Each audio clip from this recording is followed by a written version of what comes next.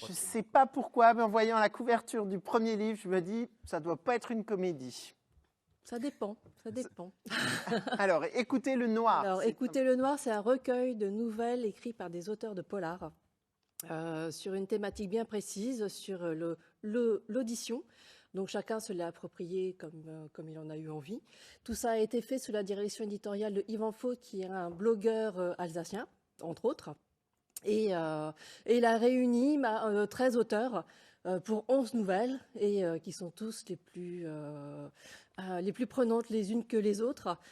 Pardon. Ce que j'aime dans les recueils de nouvelles comme ça, c'est que soit on va vers les auteurs qu'on apprécie déjà, qu'on connaît déjà, soit on va découvrir d'autres auteurs et se dire peut-être que, ah tiens, je vais peut-être aller voir ce qu'il a fait, ce qu'il ou elle a fait. Et en même temps, pour les auteurs en question, c'est un exercice de style. Ils sont habitués en général à faire des romans de 300, 400 ou 500 pages.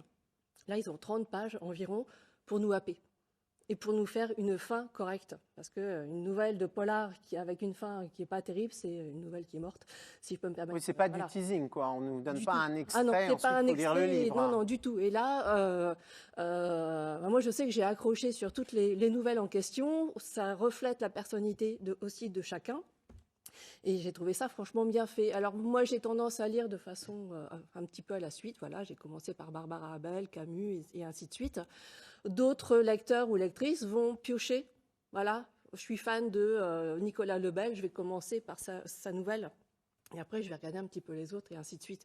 Donc c'est le genre de recueil qui se picore ou qui se lit comme ça à la suite. Mais voilà, ce que j'aime, c'est on découvre d'autres auteurs où ça confirme qu'on aime tel ou tel auteur. C'est parfait pour les vacances, entre mais deux plongeons, là, où on a une exactement, petite c'est histoire. 30 pages, et puis on est happé sur 30 pages, et après tu peux retourner t'occuper des enfants ou pas. Le deuxième livre que tu nous as rapporté, Une ville de papier. Le deuxième livre, Une ville de papier. Alors,